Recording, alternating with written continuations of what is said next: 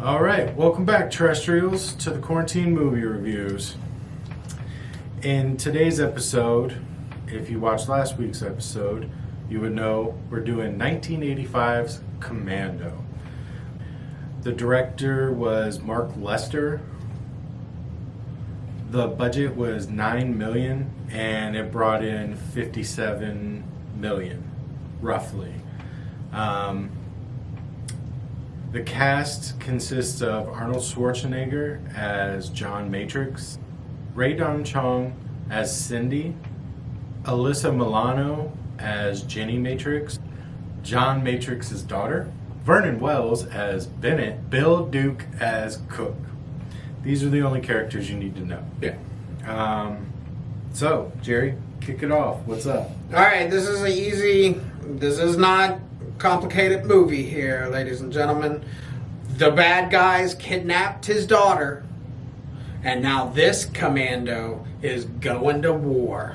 Oh, see what he did there? Other than that, I mean, it consists of like 9 beats in the movie. You know, your main title, your kidnapping, airport, mall fight, kill Sully, kill Cook, find clues, breaking in, and then the showdown. What did you think of it, man? I mean, how was your experience with the first of the Bucket Challenge movies? Oh man, I found this one really easy to watch because I've seen it so many times before.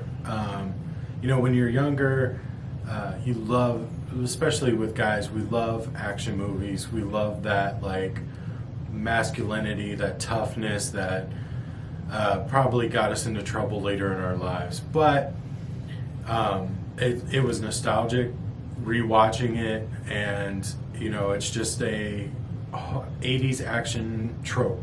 Like, I mean, it just, everything that 80's action movies did, this movie did. Trope the movie. Yeah, basically. Yeah. We're gonna make an action movie so action movie-y that it will never be topped. Yeah. Until Die Hard. Basically. So, what did you think? What parts of the movie just... You know, what parts really stuck out for me? I mean, there's like 3 main parts that stick out. Arnold Schwarzenegger with the rocket launcher. It's infamous. Yeah. I remember that more than, you know, that's like Rambo with a bow and arrow. You know, what do you call it? The Death of Sully, the one-liner, the movie. Yeah. Also, I'll get back to that. But the Death of Sully, where it's, you know, it's a one line, and you know, then the fight with Cook. I thought was really well done. Probably a really good fight up until They Live. I think They Live beat that fight scene. You know, where it feels like the alleyway fight scene. Yeah, Yeah, the fight scene. Yeah. I mean, that is the number 1 on the list of fight scenes in a movie. With Cook? No, I'm talking about They Live. Yeah, I know that. Yeah. But I'm saying, like, before that, you thought that this was the best fight scene? I'm saying that is rememberable fight scene. Oh, okay. In a movie. Yeah, That I definitely, when I pulled out Commando, I definitely was like, that scene in the hotel room when they're fighting is the first thing that popped up in my mind. Yeah. Even before the rocket launcher. Yeah. I liked about this movie too was this was like the first time that Arnold wasn't like a barbarian or a robot. He was just a dude. He was a commando or a general, or I don't know what his official title is. I don't think there's they never a rank of commando. Yeah. But whatever Sylvester Stallone was in First Blood, he was more than that. Yeah, basically. That's basically what they gave him the title of. Just a little bit more than First Blood. But he has, like, he's a normal guy. You know, you see him with his daughter in the beginning, and this montage, you know, laughing and cutting wood and petting deers, eating ice cream. Since you brought up the cutting wood, The thing that really caught me off guard was this movie starts out with insanely intense music. Yeah. He's chopping wood, and there's this 80s like high-paced synth music with sexy saxophone playing through the entire opening of this movie, when all he's doing is just showing off his muscles and getting ice cream with his daughter. Yeah. It does not fit, it does not match, and it is hilarious. It is 80s. That's what I think of when I think of 80s. Yeah, it does not fit, it does not work, but it kicks ass. Yeah, exactly. I think after that, it's the one-liner of the movie. There's so many in here. Most of them don't land. A few of them land. He hasn't. I don't think the movies of the 80s have really progressed to his famous one-liners. There is nothing in this movie that you say on a normal basis and someone will across the room go, ah. But it brings, the one-liners do bring an element of humanity to him where, once more, not a robot, not a barbarian. True. Not, I don't remember, And those are the two main. And the first time we hear him say, "I'll be back," is in this movie. Okay. He says it in Terminator. Terminator came out before this. Did it? Yeah. I was fucking wrong. Wait, what year did Terminator come out? 80, 81 maybe. Really? Mm-hmm. Somewhere in there. 82 maybe. Yeah. No, because that was, I think, a joke and stuff where he goes, yeah. "I'll be back. I'll be back, Bennett," and stuff. It All right, doesn't I'll go like- fuck myself then, because I don't know what your movie's But then again, I could be completely. I swear to God, Terminator came out before. Yeah. Siri. So this is where we have the drunk monkey and technical difficulties. 1984. 1984. 1 year before this movie came out. Okay, fine, whatever. I was right. No. He was right. Mark Lesnar, the director, Mm-hmm. he called this film the quintessential 80s action film, the granddaddy of a genre. Do you agree with that statement? No, I would say it's probably in the top 5. Yeah. Because if you go 80s all the way through the 80s, Die Hard is my number 1. Yeah. And then First Blood. And then maybe Commando. Mm-hmm. So no, I don't think it. I think it's definitely one of the more memorable ones. I'd put this above anything Steven Seagal's ever been in. Yes. I'd probably put a couple of the Delta Forces above this one. Yeah. But no. What do you think? Do you think it's a... I think that there's so many. I mean, 80s. When you say 80s action, there are so many movies, so many spin-offs, so many knockoffs of movies that they were creating. I feel that this does have a place, definitely. Absolutely. But quintessential, I mean, that means, my understanding of quintessential means that it is the one movie that all other action movies kind of came from. And I feel that, no, that is not the case in this. Now, I do think that they tried to make the quintessential 80s action movie. Yeah. They hit all the tropes of an 80s action movie. Yep. So maybe that's what they were going for. But no. No. No. Sorry. Let me ask you this. What were the things, because we spoke about this before we got on camera, we noticed different things in movies, so we bring different things to talk about to the table. What in this movie just did not work for you? What did you see that you went, oh God, come on? Like, Plethora. Okay. I liked the 11-hour time limit. Yes. But I did not like that flying to a South American country takes 11 hours. I don't think, reasonable would have been like 9 or 6 hours on that flight. Yeah. But the 11-hour thing, I liked. Okay.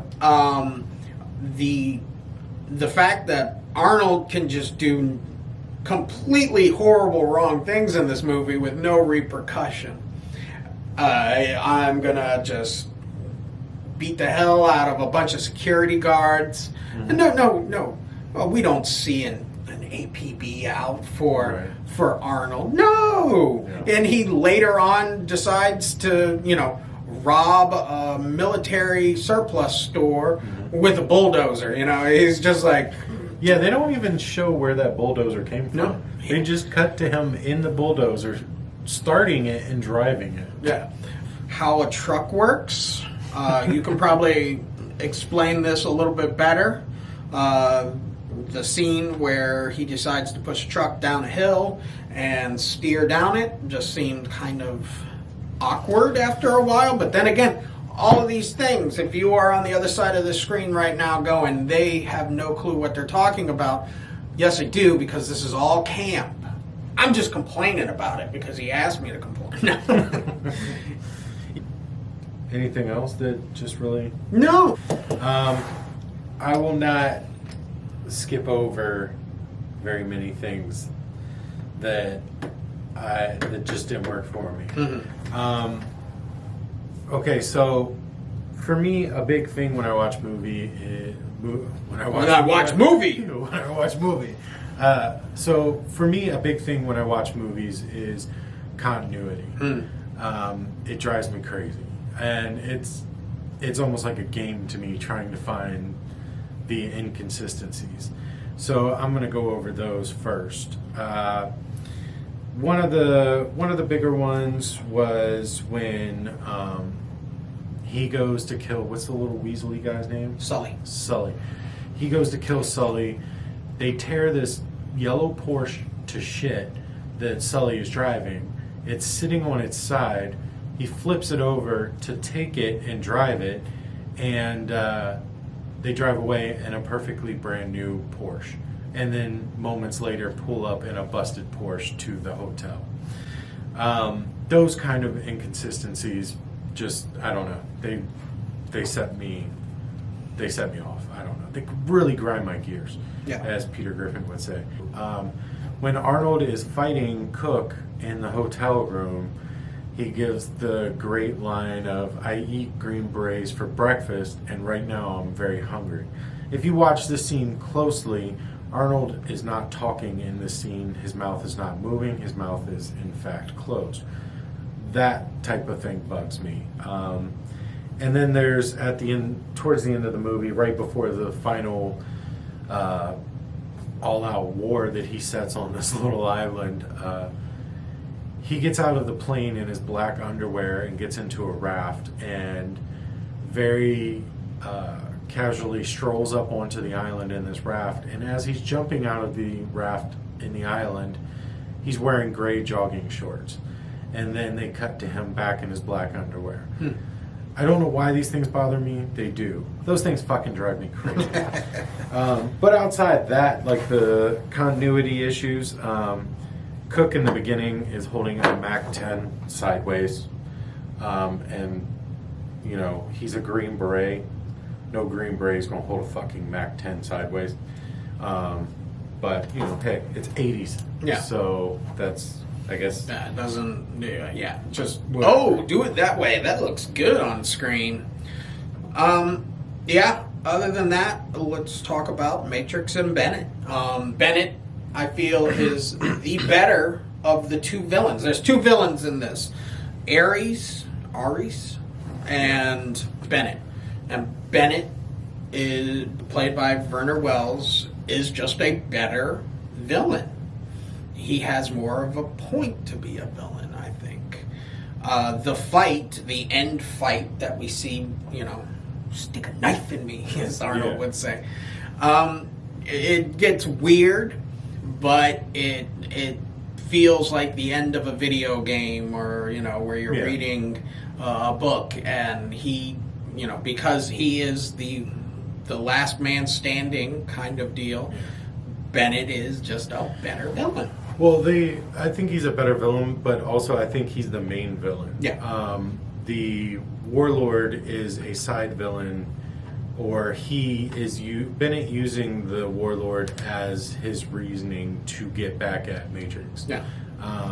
Because he kills the Warlord before he even gets to Bennett. Mm-hmm. And another thing, if you look closely, when Matrix shoots the Warlord with that shotgun, he shoots him like 5 times, and if you look at him as he's falling backwards, his pop packs are in a symmetrical square, and it's like 12 pop packs just in perfect lines.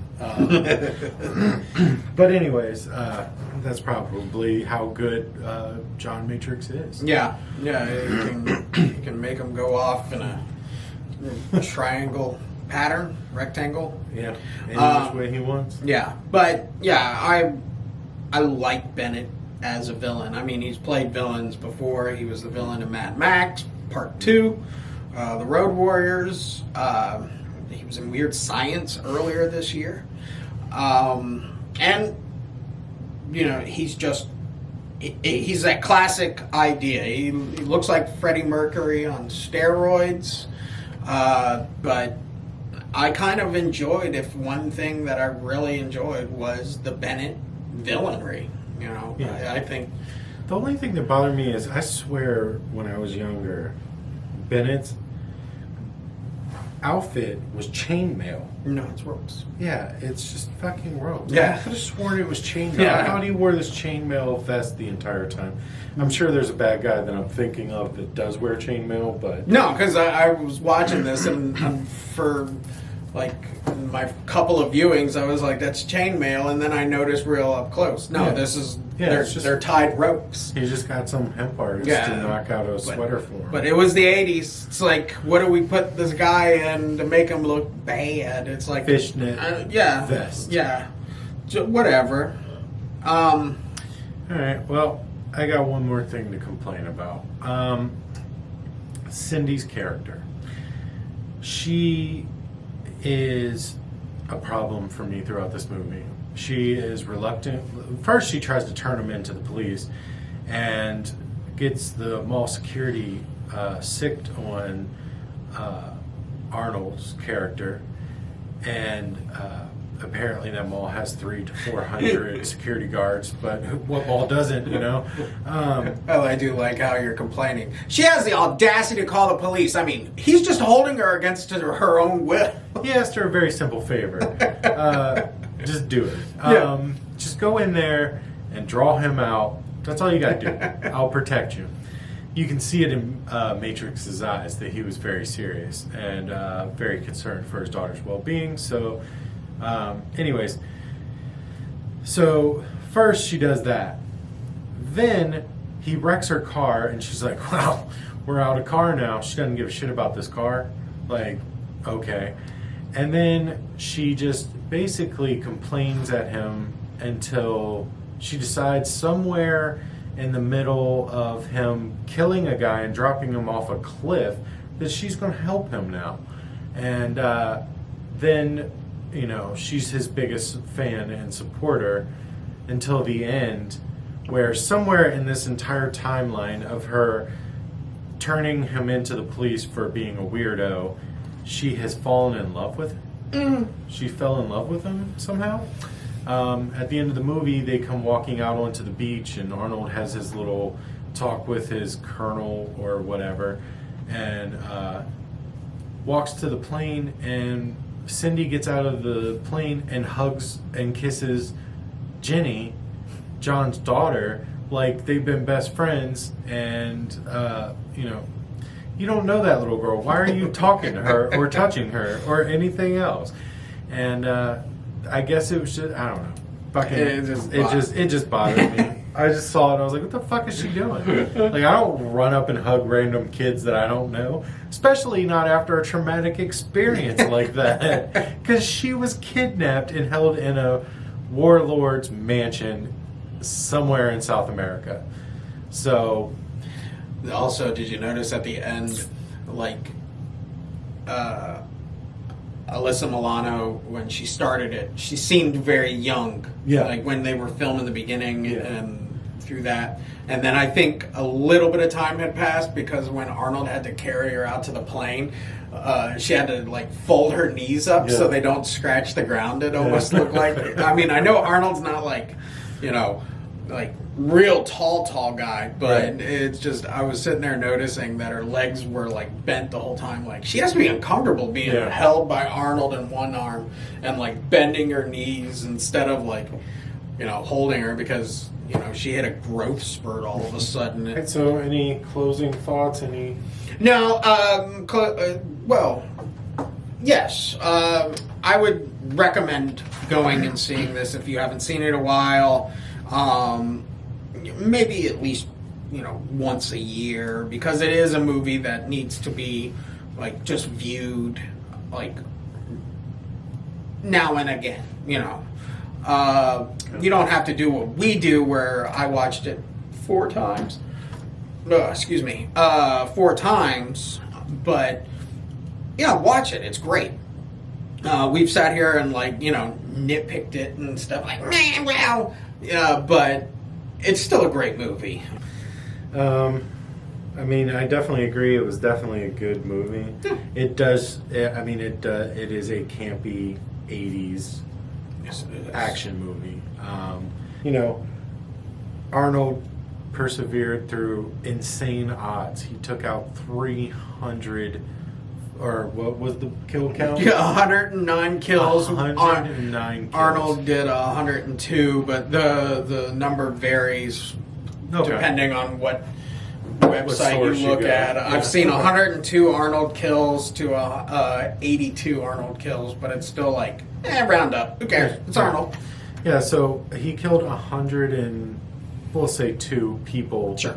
That's insurmountable odds for one guy to take on that many people In 11 hours. In 11 hours, and about 80 of those people. No, I would probably say closer to 90 of those people were at the same fucking time. Yeah. So nobody could shoot a gun. I guess they didn't. You know. Yeah, no. The hiring process was really ridiculous for hiring that military force. But when they were trying to steal that airplane, the guy in the Jeep, if you look, he was steering the Jeep and he was holding AK-47 with one hand trying to shoot it. It's just like, just park the Jeep, dude. Just park the Jeep. If you hit them, they won't get away. You know, don't worry about driving it. But yeah, outside of the crazy odds, I love this movie. I definitely have watched it recently, even before this. It is a go-to action movie for me. It's a good example of an 80s action movie. So, Jerry, how many stars? I gave this... How many Steven Seagals? Yeah, how many... Oh, no. I just put stars down. Stars, popcorn, whatever. So, for fun, I give it 2 3/4 stars. Or popcorn, or Seagals, or whatever. You know what I mean. What do you give it? 3 stars. Okay. So, that's our review of Commando. Jacob's pick. Yeah. This is what Jacob picked. Well, no, this is what the universe provided out of this bucket here. Yes. And now, That is your fate. it's Jerry's turn to pick out of the bucket. So, give her a little spin, and we'll see what we're doing next week. Now.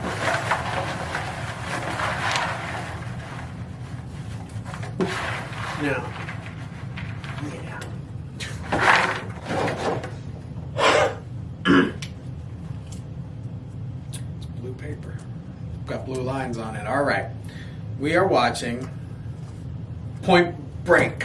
Another early 90s action movie. Patrick Swayze, Keanu Reeves. Point Break. Point motherfucking Break. We will get a horror movie. I know, you know, I wanted a horror movie so bad. All right, guys. Jerry's leaving. I didn't even realize you didn't do the introduction. I'm sitting here talking like a fool.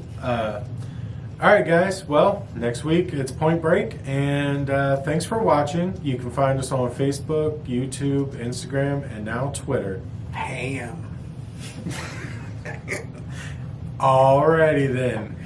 Bye.